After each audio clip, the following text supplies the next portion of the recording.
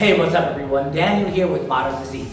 In today's video, we're going to talk about one of my favorite topics. I'm going to give you an in-depth, step-by-step guide on how to lose that unwanted, pesky body fat. If you're interested in this, make sure you hit that like and subscribe button, and let's dive straight into the video. So the very first thing that we need to speak about is actually calories. What is a calorie? Why do our bodies need calories? And how many calories should we be eating to actually lose that weight? Well, simple. A calorie is whatever it's what your body uses for whatever activity that you're going to do. You're going to go for a walk, you're going to breathe, you're going to survive. Your body burns calories for energy to perform those tasks. Now, everything that we eat are going to contain calories. Rather that be a protein that has 4 calories per gram, a carbohydrate that also has 4 calories per gram, or a fat that in this case has 9 calories per fat. Now, why exactly do we need to know this? In order to have a healthy body, your body needs all 3 of these macronutrients in a unison to actually perform correctly, right? But in order to actually lose weight, we need to eat the correct blend. That way, when it comes to calories, we're not overdoing it on the calorie side. How much am I supposed to be eating of each one of these, right? Well, simple. See, let's break it down. When you think about proteins, think about this as being the building blocks of life. Literally, proteins are going to be responsible for not only creating more lean muscle mass, it's going to help you preserve the lean muscle mass that you already have while dieting down. It's also going to keep you quite full throughout the day because protein is actually quite filling when you compare it to fats or certain carbs. Now, when it comes to proteins, it's the rule of thumb is you're going to eat minimum 1 gram of protein for every body pound that you currently weigh. This is going to help you maintain all the body mass that you currently have, and even while being in a calorie deficit, it's going to let you increase a little bit of your lean muscle mass and not be hungry all the time. Now, when it comes to your carbohydrates, again, we have 4 calories for every gram of carbs. And look guys, carbs get a really bad rep, but carbs are not the enemy. Carbs are actually your friend. Think about carbs as that fire in the firewood, keeping that flame blazing, right? You get more efficient energy by consuming carbohydrates. Now, here's the thing. When it comes to carbohydrates, you want to focus on good quality sources such as fruits, vegetables, whole grains, oats, maybe even brown rice, right? I would avoid anything starchy, high in sugar or bread, just because it's really high in calories, and since it tastes so good, trust me, I know that it tastes delicious, it's really easy to overeat these, and that's where carbs get a bad rep. It's not the carb itself, it's the fact that since they taste so good, you eat so much of it, and then in calorie-wise, you're eating way too many calories. Same thing happens with your fats. When it comes to fats, I recommend eating at least 20% of your overall daily calories in the form of healthy fats. Now, what are healthy fats? Avocados, nuts, pretty much these healthier versions that are not just fried foods.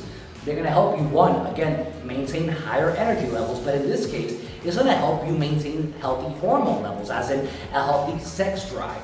When you eat too little fats, your hormone production actually suffers, and you actually get a little bit of loss of libido.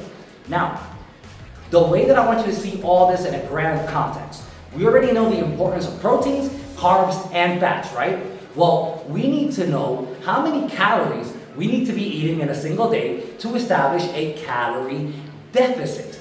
And what exactly is a calorie deficit, you may be asking? Well, a calorie deficit is simply when we're eating less calories than your body requires to maintain its current weight.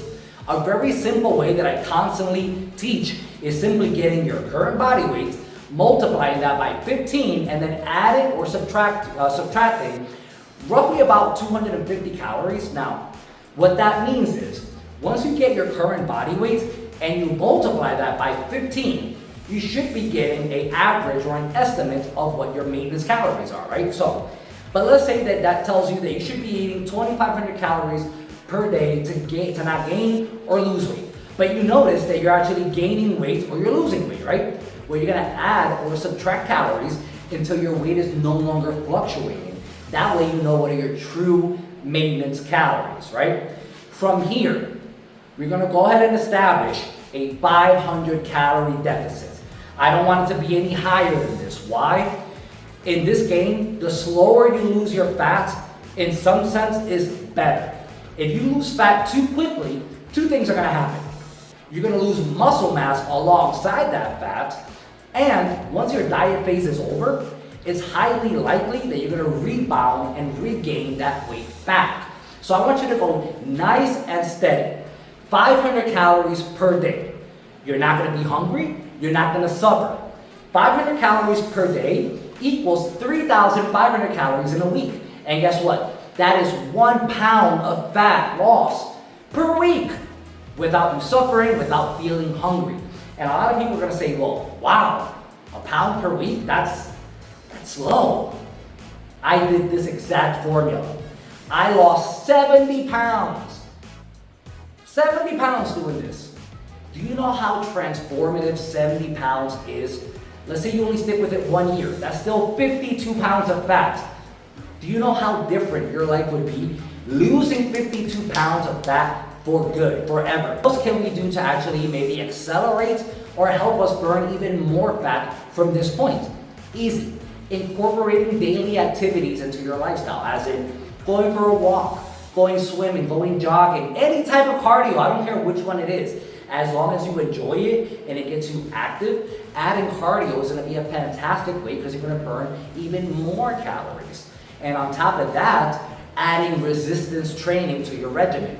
By actually lifting weights, not only are you burning more calories while you're training, for every pound of lean body mass that you increase, your body actually elevates its metabolism, meaning the more lean muscle that you have, your body actually increases its metabolism and you lose more fat throughout the day. It's a win-win.